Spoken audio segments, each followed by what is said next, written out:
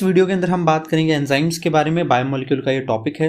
2 video में हम इस टॉपिक को कंप्लीट करेंगे। इस वीडियो में मैं क्या क्या पढ़ाने वाला हूं, एक तो एंजाइम्स का स्ट्रक्चर कैसा होता है, दूसरा एंजाइम एक्शन कैसे करता है, मतलब काम कैसे करता है, तीसरा इसमें हम देखेंगे कि भाई एक्शन करते टाइम एनर्जी किस तरीके से चेंज होती है, एंजाइम की जो रिएक्शन है, एंजाइमेटिक जो रिएक्शन है बेसिकली उसमें। नेक्स्ट पार्ट जो होगा उसमें हम प्रॉपर्टीज के बारे में बात करेंगे, क्लासिफिकेशन ऑफ एंजाइम के बारे में बात करेंगे, और जो टॉपिक्स बाकी बच जाएंगे वो सब हम जैसे इनिबिशन वगैरह उस वीडियो में देखेंगे। तो चलिए बात करते हैं एंजाइम्स के बारे में। सबसे पहले एंजाइम होते क्या है, तो एंजाइम को अगर मैं बोलूं तो ये बायो कैटलिस्ट होते हैं। What is bio catalyst? Bio catalyst basically होता है भाई, कैटलिस्ट शब्द का मतलब है जो रिएक्शन को, रेट ऑफ रिएक्शन जो है उसको चेंज कर दे। बायो होता है लिविंग, यानी लिविंग सेल, लिविंग बॉडी में अगर कोई ऐसी चीज है जो कि रेट ऑफ रिएक्शन को क्या कर दे, चेंज कर दे, एल्टर कर दे, यानी रेट ऑफ रिएक्शन का मतलब है कि रिएक्शन तेजी से हो रही है या फिर धीरे हो रही है। ओके, अल्टर मैंने यहां पे इसलिए लिखा है क्योंकि कम भी किया जा सकता है और ज्यादा भी किया जा सकता है। बाय डिफॉल्ट हम पढ़ते वो हैं जिसके अंदर रेट ऑफ रिएक्शन को क्या किया जा रहा है, ज्यादा तेजी से करवाया जा रहा है, बढ़ाया जा रहा है, ठीक है, ज्यादा किया जा रहा है। सबसे पहले तो रेट ऑफ रिएक्शन क्या चीज है, तो रेट ऑफ रिएक्शन की अगर मैं बात करूं तो रेट ऑफ रिएक्शन होता है भाई प्रोडक्ट कितना बना है, प्रोडक्ट फॉर्मेशन अपॉन में टाइम। अब प्रोडक्ट फॉर्मेशन अपॉन टाइम का मतलब है कि भाई कितने समय में कितना प्रोडक्ट बन रहा है। अच्छा, प्रोडक्ट बनेगा किससे, तो प्रोडक्ट बनता है सबस्ट्रेट से, जो रॉ मटेरियल है जिससे बेसिकली हमें कोई प्रोडक्ट बनाना है। इस रिएक्शन को करवाने के लिए मुझे क्या चाहिए, एंजाइम चाहिए। ओके, ये रिएक्शन कितने टाइम में हो रही है, ये बेसिकली कहलाता है इसका रेट ऑफ रिएक्शन। बिल्कुल बेसिक टर्मिनोलॉजी यहां पे हमें देखनी है। अगर मैं स्ट्रक्चरली बात करूं एंजाइम क्या चीज होती है, तो एंजाइम्स जो होते हैं वो वैसे तो प्रोटीन्स होते हैं,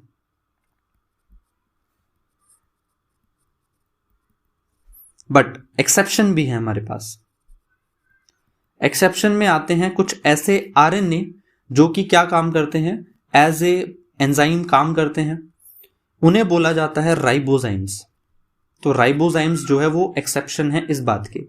मोस्टली एंजाइम कैसे होते हैं, प्रोटीन के नेचर के होते हैं, मतलब प्रोटीन से बने होते हैं, लेकिन राइबोजाइम ऐसा है जो कि बेसिकली किससे बना होता है, आरएनए से बना होता है। राइबोजाइम के कुछ एग्जाम्पल आपको आगे पढ़ने को मिलेंगे, जैसे कि molecular basis of inheritance chapter है क्लास 12th में, वहां पे आपको पता चलेगा कि ट्रांसलेशन के प्रोसेस में राइबोजाइम का एक्शन होता है।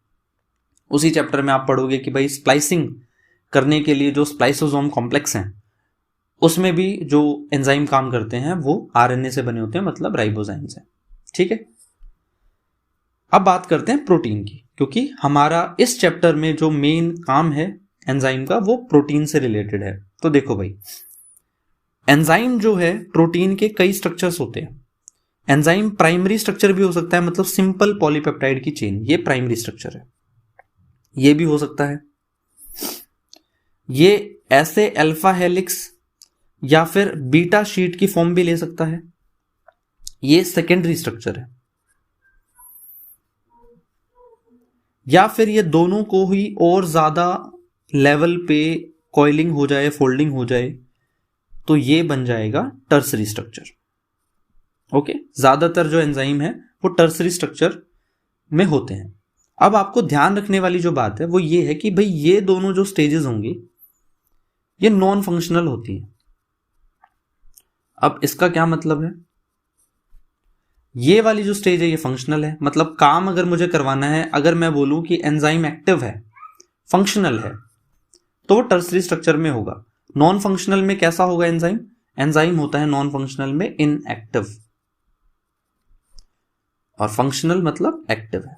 तो आपने पढ़ा होगा कि एक एंजाइम है जो कि अभी इनएक्टिव है, अब उसे ऑप्टिमम पीएच मिलेगी तो वो क्या हो जाएगा, एक्टिव हो जाएगा। तो और कोई फर्क नहीं होता, स्ट्रक्चर का ही फर्क होता है। जैसे उसे ऑप्टिमम पीएच मिलती है वो स्ट्रक्चर में बदलाव कर लेता है और टर्सरी बन जाता है, मतलब फंक्शनल स्ट्रक्चर पे आ जाता है। ठीक है, अब जब ये स्ट्रक्चर बन रहे होते हैं तो बेसिकली क्या देखने को मिलता है कि भाई ये जो पॉलीपेप्टाइड की चेन है ये जगह जगह पर पॉकेट्स बनाती है। अब ये पॉकेट क्या चीज है, मैं सिंपल समझाने की कोशिश करता हूं। मैंने ऐसे फोल्डिंग कर दी, ओके, तो आप ध्यान से देखना, ये पॉलीपेप्टाइड चेन है, ये पूरी जो वाइट मैंने बनाई है। अब इसमें ये वाला पॉइंट देखना, इसमें इस तरीके से एक ये गड्ढा टाइप बन गया। ऐसा ही आपको यहां देखने को भी मिल रहा होगा, ऐसा ही आपको यहां देखने को भी मिल रहा होगा, ऐसा ही आपको, मैं पेन चेंज कर देता हूं, ये हो गया, जैसे ये हो गया, इन्हें क्या बोला जाता है, पॉकेट्स बोला जाता है। ये हो गया, ठीक है, मतलब ये गैप है, ओके। और यहां पे होंगे क्या, अमीनो एसिड्स होंगे। प्रोटीन है तो भाई अमीनो एसिड की चेन है, अमीनो एसिड से बने होंगे। यहाँ पे भी क्या मिलेंगे आपको, अमीनो एसिड्स मिलेंगे। ऐसे सेम यहाँ पे भी ऐसे काफी सारी क्या बन जाती हैं, पॉकेट्स बन जाती हैं, मतलब गड्ढे बन जाते हैं। भाई आप एक ऊन के गोले को याद करो, उस ऊन के गोले को आपने सिस्टमैटिकली नहीं लपेटा, ऐसे आगे पीछे लपेट दिया तो आपको उसके बीच बीच में क्या मिल जाता है, स्पेस मिल जाएगा। ठीक है, अब ये जो स्पेस है बेसिकली इसे हम बोलते हैं पॉकेट्स, या एनसीईआरटी ने इसे एक और नाम दे रखा है, क्रेविसेस। ओके, एनसीईआरटी की वर्डिंग है कि भाई जैसे ये जो पॉलीपेप्टाइड की चेन है ये एक दूसरे पे ओवरलैप करती है, एक दूसरे से अटैच होती है, वहां पे स्पेशल एक साइट बन जाती है जिसे पॉकेट्स बोलते हैं। तो ये देखो यहाँ पे ये क्या हो रखी है, ओवरलैप हो रखी है। ओके, अब इनमें से मतलब पॉकेट्स तो बहुत सारी हैं, इनमें से जिस पॉकेट पे आकर सबस्ट्रेट अटैच होगा उस पॉकेट को बोला जाता है एक्टिव साइट। तो ये क्या है, ये सबस्ट्रेट है। ठीक है, तो सबस्ट्रेट जिस पॉकेट पे अटैच होता है उसे हम बोलते हैं एक्टिव साइट। तो दिस इज एक्टिव साइट। बहुत सारी पॉकेट्स हैं जिनमें से ये एक एक्टिव साइट कहलाएगी, क्योंकि इससे सबस्ट्रेट जो है वो बाइंड हुआ है। तो बाइंडिंग ऑफ सबस्ट्रेट अगर मैं बात करूं तो वो किससे होती है, एक्टिव साइट से होती है, with enzyme on active site. Simple. Now आपके लिए यह जानना जरूरी है कि सबस्ट्रेट जो है ये यहीं एक्टिव साइट पे कैसे बाइंड हुआ, मतलब इस पॉकेट पे आकर कैसे बाइंड हुआ। तो सबसे बड़ा रीजन जो है वो इसका स्ट्रक्चर है। ओके, इसी चीज को सिंप्लीफाई करके दिखाने के लिए ऐसे दिखा देते हैं कि भाई मान लीजिए ये एक एंजाइम है, ये इसकी एक्टिव साइट है और ये इसका सबस्ट्रेट है। तो ये एक्टिव साइट जो है ये भी स्क्वेरिश है और ये सबस्ट्रेट भी क्या है, स्क्वेरिश है। अगर यहाँ पे कोई और इस तरीके का मॉलिक्यूल हो तो वो तो इससे बाइंड नहीं कर सकता, ये इससे बाइंड कर सकता है। तो बाइंडिंग ऑफ सबस्ट्रेट जो होती है वो स्ट्रक्चर के बेसिस पे होती है। ओके, बाइंडिंग दो टाइप की होती है। अभी मैं जस्ट इसी चीज को एक्सप्लेन करूंगा, तो एक बार हम स्टेप्स पे गौर करते हैं, फिर मैं बताता हूं बाइंडिंग दो टाइप की होती है। तो चलिए सबसे पहले हम बात करते हैं स्टेप्स के बारे में कि कैसे काम होता है। सबसे पहले सबस्ट्रेट जो है वो डिफ्यूज करता है एंजाइम की तरफ। तो substrate diffuses towards enzyme. Enzyme की तरफ सबस्ट्रेट क्या करता है, डिफ्यूज करता है, मतलब चल के जाता है। बेसिकली एक सॉल्यूशन में हमने बहुत सारे मॉलिक्यूल ऑफ सबस्ट्रेट रख रखे हैं, एंजाइम के मॉलिक्यूल हैं, और वो आपस में एक दूसरे की तरफ मूवमेंट करते हैं। ठीक है, फिर जो है लूज बाइंडिंग होती है। जो सबस्ट्रेट है बेसिकली वो कहां बाइंड हो जाता है, एक्टिव साइट पे आके लग जाता है। तो लूज बाइंडिंग। अब लूज बाइंडिंग का क्या मतलब है, मैंने बोला बाइंडिंग दो टाइप की होती है। लूज बाइंडिंग का मतलब है कि भाई जो सबस्ट्रेट है वो जस्ट आकर लगा है अपने शेप की वजह से, अपने स्ट्रक्चर की वजह से, लेकिन अभी तक कोई केमिकल रिएक्शन यहां पे हुई नहीं है। ठीक है, जैसा कि यहां देखने को मिला है। तो ये जो आप ये जो देख पा रहे हैं ये बेसिकली क्या है, ये है लूज बाइंडिंग। ठीक है, इसके बाद में क्या होती है, टाइट बाइंडिंग होती है। अच्छा, एक चीज और मैं आपको बता दूं, देखो भाई सबस्ट्रेट के भी आंखें नहीं है, एंजाइम के भी आंखें नहीं है। तो ये एक रैंडम प्रोसेस है, वो एक दूसरे से टकराते हैं, जहां पे एक्टिव साइट होती है वहां पे वो फंस जाता है, लूज बाइंडिंग हो गई। फिर होती है टाइट बाइंडिंग। टाइट बाइंडिंग क्या चीज है? टाइट बाइंडिंग में यहां पे इनके बीच में क्या हो जाएगा, इनके बीच में बॉन्ड बन जाएंगे, केमिकल बॉन्ड। अब ये केमिकल बॉन्ड क्यों बनते हैं? देखो यहीं पे अमीनो एसिड्स हैं पॉलीपेप्टाइड चेन के, और सबस्ट्रेट का ये मॉलिक्यूल है, ये भी केमिकली इनके साथ क्या करता है, रिएक्ट करता है, तो केमिकल बॉन्डिंग यहां पे हो जाती है। ये है टाइट बाइंडिंग। तो भाई अगर कोई सबस्ट्रेट जैसा स्ट्रक्चर में दिखने वाला है तो वो लूज बाइंडिंग तो कर लेगा, लेकिन सबस्ट्रेट नहीं है, केमिकली वैसा नहीं है, तो वो टाइट बाइंडिंग नहीं कर पाएगा। तो टाइट बाइंडिंग में क्या होता है, केमिकल बॉन्ड का फॉर्मेशन होता है। Okay, simple. इसके बाद में टाइट बाइंडिंग होने के बाद में प्रोडक्ट का फॉर्मेशन होता है। तो प्रोडक्ट फॉर्मेशन यहां पे देखने को मिलता है, और प्रोडक्ट का फॉर्मेशन होने के बाद प्रोडक्ट जो है वो रिलीज हो जाता है, और ये जो अपना एंजाइम है अब ये दूसरे सबस्ट्रेट को पकड़ेगा और उसको प्रोडक्ट में चेंज करेगा। ठीक है, तो ये बेसिकली स्टेप्स हो गए, इस तरीके से एंजाइम जो है काम करता है। अब सिंपल लैंग्वेज में एक बार देख लेते हैं कि क्या हो रहा है। देखो एंजाइम है, उसके पास सबस्ट्रेट आया, सबस्ट्रेट जो है वो इसके साथ में लूजली बाइंड हो गया, इसे मैं बोलूंगा एंजाइम सबस्ट्रेट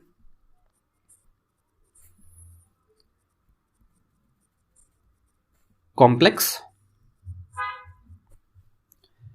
अब ये एंजाइम सबस्ट्रेट कॉम्प्लेक्स से बन जाएगा, कन्वर्ट होकर एंजाइम प्रोडक्ट कॉम्प्लेक्स।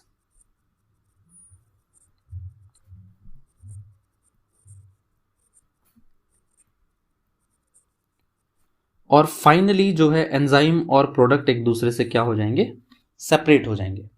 अब यहां पे देखो अगर ध्यान से, तो मैंने रिवर्सिबल साइन लगाया है। ये रिवर्सिबल साइन ऐसे है कि लूज बाइंडिंग में सबस्ट्रेट मान लो एक बार अटैच हुआ, और अगर टाइट बाइंडिंग नहीं हुई तो वो फिर से क्या हो जाते हैं, एक दूसरे से सेपरेट हो जाते हैं। ठीक है, अब यहां पे हम एनर्जी डायनेमिक्स की बात भी करेंगे, क्योंकि एनसीईआरटी ने एक बढ़िया सा ग्राफ दे रखा है एनर्जी का, जो कि समझना है अपने को इसी वीडियो में, और वो बहुत अच्छी तरीके से समझ में आ जाएगा अगर आपको यहां छोटी सी बात अगर समझ में आती है तो। देखिए ये जो है बेसिकली बीच के स्टेप, इसे बोला जाता है ट्रांजिशन स्टेट।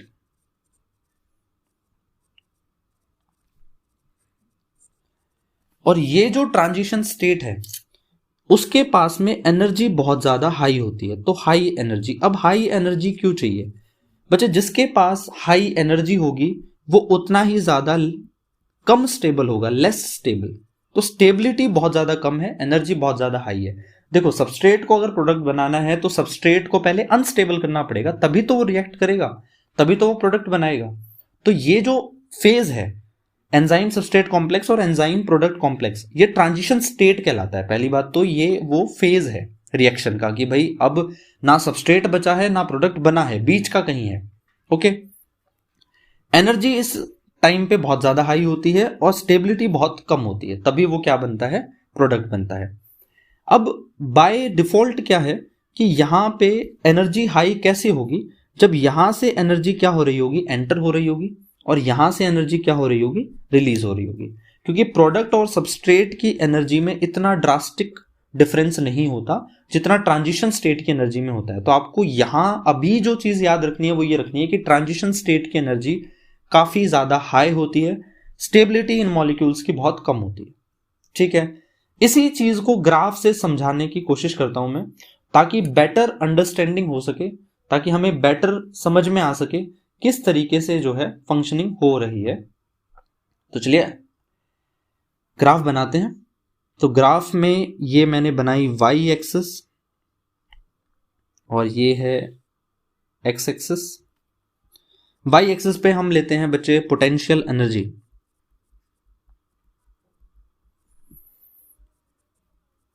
ओके, और एक्स एक्सिस पे हम लेते हैं प्रोग्रेस ऑफ रिएक्शन।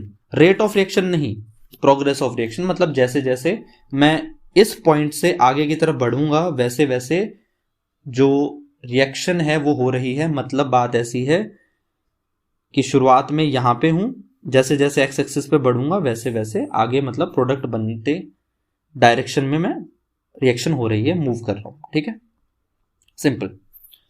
अब सबस्ट्रेट की अपनी कोई एनर्जी है, पोटेंशियल एनर्जी, और प्रोडक्ट की भी कोई अपनी एक एनर्जी होगी। अब मैं प्रोडक्ट की एनर्जी का लेवल सबस्ट्रेट की एनर्जी से क्या कर रहा हूं, कम कर रहा हूं। मतलब सबस्ट्रेट की एनर्जी से प्रोडक्ट की एनर्जी कम है, मतलब रिएक्शन कैसी बनाने वाला हूं मैं, एक्सोथर्मिक रिएक्शन का ग्राफ बनाने वाला हूं। ठीक है,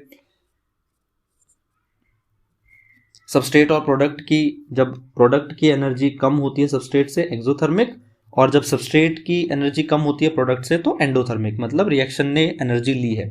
ठीक है, अब क्या होता है, सबस्ट्रेट को अपनी एनर्जी बढ़ानी पड़ती है और बढ़ाने के बाद उसे एक हाई एनर्जी स्टेट में जाना पड़ता है और फिर जो है रिएक्शन आगे बढ़ती है, प्रोडक्ट का फॉर्मेशन होता है। ये वही स्टेट है जिसको मैं क्या बोलता हूं, ट्रांजिशन स्टेट बोलता हूं। तो this is what, this is transition state. ठीक है, अब सबस्ट्रेट को एडिशनल कितनी एनर्जी चाहिए भाई, ये सबस्ट्रेट की एनर्जी का लेवल, उसे इतनी एनर्जी फालतू चाहिए, है ना, ट्रांजिशन स्टेट के में जाने के लिए। इसको बोला जाता है एक्टिवेशन एनर्जी। EA इसका सिंबल है, मैं EA1 लिख रहा हूं इसे। ओके, तो एक्टिवेशन एनर्जी ये शॉर्ट फॉर्म है एक्टिवेशन एनर्जी की। इसकी डेफिनेशन अगर आप एनसीईआरटी में देखोगे, मैं इमेज यहां पे डाल दूंगा, तो एनसीईआरटी बोलती है कि भाई एवरेज डिफरेंस किसका, सबस्ट्रेट की एनर्जी का और ट्रांजिशन स्टेट की एनर्जी का, मतलब सबस्ट्रेट की एनर्जी और ट्रांजिशन स्टेट की एनर्जी का जो एवरेज डिफरेंस है वो एक्टिवेशन एनर्जी कहलाता है। अब जब भी मैं पढ़ाता हूं तो जनरली बच्चे पूछ लेते हैं कि एवरेज क्यों लिया, क्योंकि लगातार ये वैल्यू क्या हो रही है, चेंज हो रही है। देखो यहां पे कम है, यहां पे ज्यादा है, फिर यहां ज्यादा है, तो इसका हम क्या लेते हैं, एवरेज ले लेते हैं बेसिकली, इसलिए हमने एवरेज लिया और डेफिनेशन में भी एवरेज है। तो average difference between substrate and transition state energy. Okay, अब एंजाइम ऐसा क्या करता है कि भाई रिएक्शन जो है जल्दी हो जाती है, रेट ऑफ रिएक्शन बढ़ जाता है। तो एंजाइम जो है बेसिकली क्या करता है, सबस्ट्रेट को जितनी एनर्जी पहले चाहिए थी अब उतनी नहीं चाहिए ट्रांजिशन स्टेट में जाने के लिए, बल्कि उससे कम चाहिए होती है। ओके, इसे मैं बोलूंगा EA2।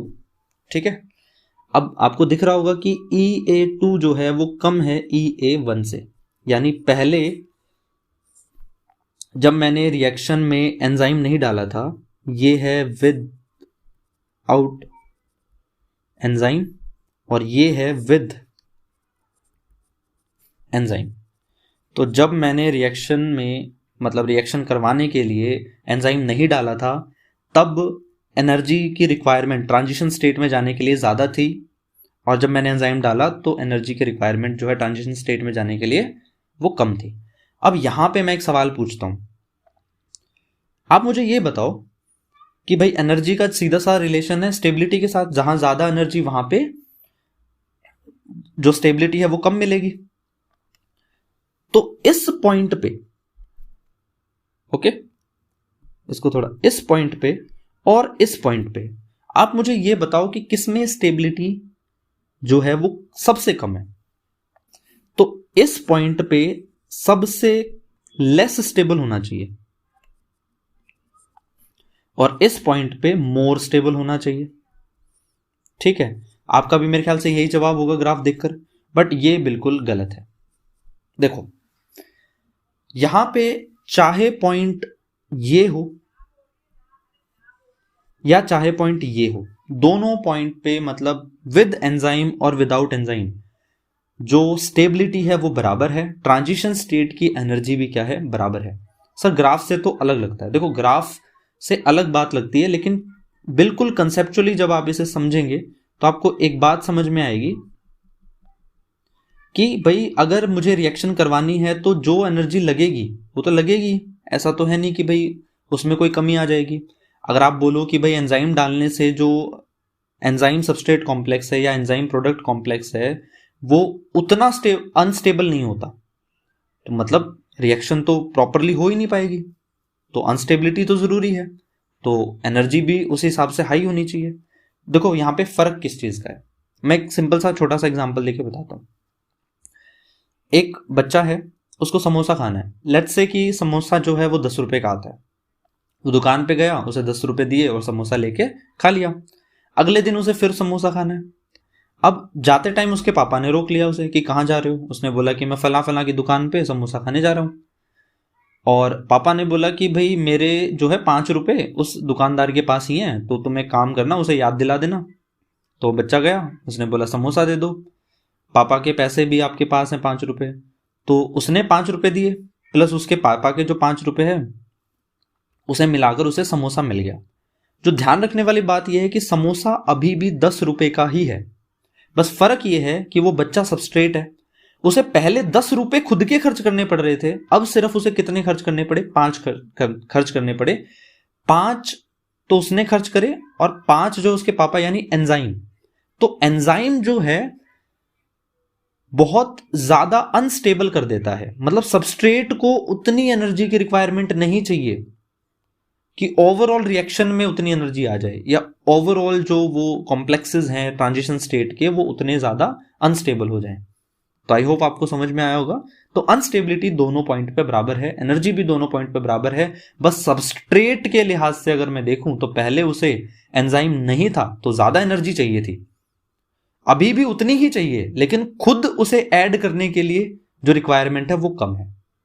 ओके, तो एक्टिवेशन एनर्जी को क्या कर देता है, लोअर कर देता है। ये सिंपल सी डेफिनेशन है जो कि पूछी जा सकती है कि भाई एंजाइम का एक्शन क्या है, वो एक्टिवेशन एनर्जी को कम कर देता है। इस वीडियो के अंदर इतना ही हम पढ़ेंगे। नेक्स्ट वीडियो में हम नेक्स्ट टॉपिक जो बच गए इसके अंदर, जैसे कि इनहिबिशन और क्लासिफिकेशन एंजाइम की, और भी छोटी मोटी चीजें जो हैं वो सारी कवर करेंगे हम। Thank you so much. कोई भी क्वेश्चन अगर इस टॉपिक से रिलेटेड है तो आप कमेंट सेक्शन में जो है वो लिख सकते हैं।